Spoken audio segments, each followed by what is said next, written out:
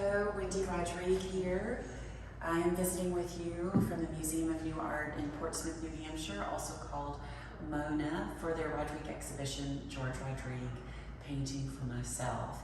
I wanted to spotlight two really special pieces for you today, one in particular. So George Rodrigue passed away now 10 years ago in December of 2013. This exhibition commemorates that occasion, and I thought it very appropriate that we do pieces that George painted for himself in a very personal manner. That includes these.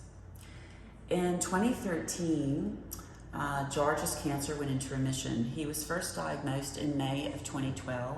We spent 3 months in the Houston hospital, and his cancer did go into remission. He went on to paint a lot, but his cancer returned in late spring of 2013.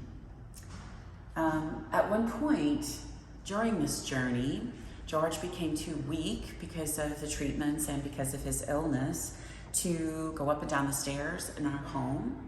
His studio was in an outbuilding out back, and our bedroom in New Orleans was on the 3rd floor of a Creole townhouse, the attic area there. It was fairly small. It was a bedroom and a bathroom and a little office for me. Not much smaller actually than this room that I'm standing in right now.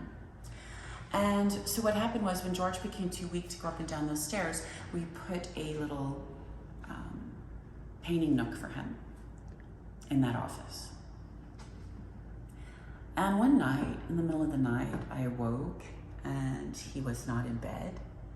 So I went looking for him to check on him, and he was in there. In fact, this room reminds me of it, because if I had walked in the door there, the painting nook would have been right here. It was about 3 in the morning, and the only light in the room was a spotlight he had on that canvas, and he was sitting there. And he was painting. He had a glass of milk. And he was beautiful. And I wanted to capture him. He didn't hear me or see me. So I snuck back and I got my camera, and I came back and I crouched down in the doorway and I whispered, "George." And this is that picture. It was just kind of the perfect combination of circumstances, because George, he heard something, but he didn't know it was me. He didn't know I was calling him. He was somebody who would regularly pose for pictures. He liked to smile or make a serious face or these sorts of things. But in this case, he wasn't quite sure what happened. And so he just turned, and his face stayed as it was as he was painting.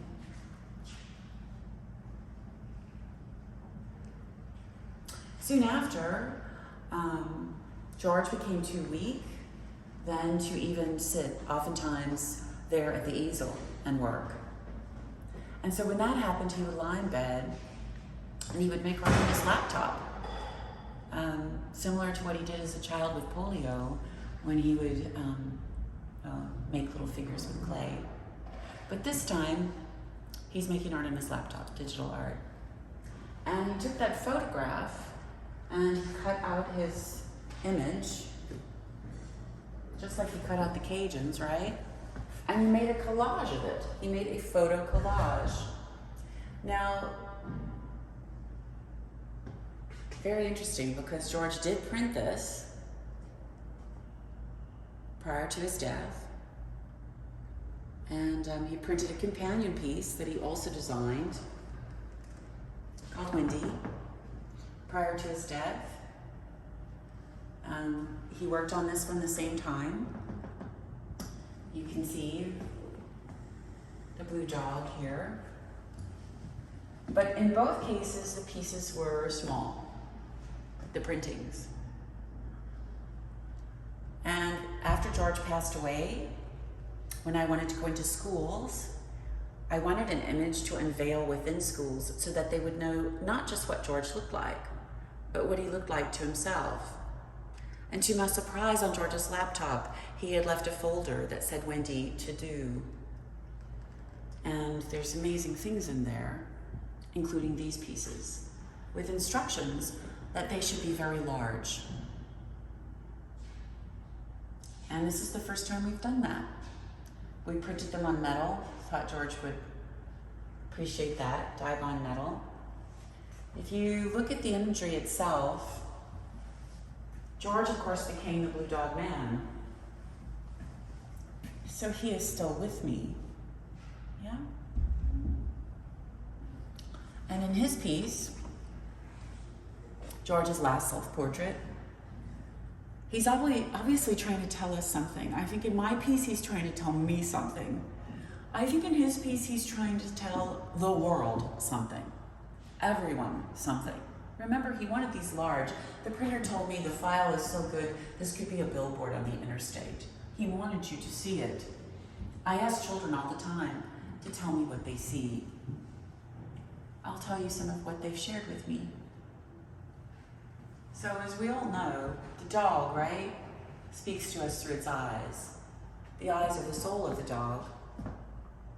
But in this case, the eyes are faded away. The details of the dog are not there. Those details that George always described as the most important, asking those questions. Why are we here? Where are we going? What does it all mean? They're gone. And yet George is vivid, right? And really clear and really precise. It's his eyes now that are speaking to us. Where am I going? What does it all mean? Perhaps the blue of the dog has drained into George, and he is definitively the Blue Dog Man. And yet the dog wears a tie, like a man, as though they've traded places. George lives on through his magnificent paintings, through the symbol and image that he created, through his spirit, and I think in some ways through the people who loved him. And we're fortunate enough to be a part of his life and be affected by him. He called his last self-portrait Rodrigue, all in capitals. I'll let you decide what it might mean for you.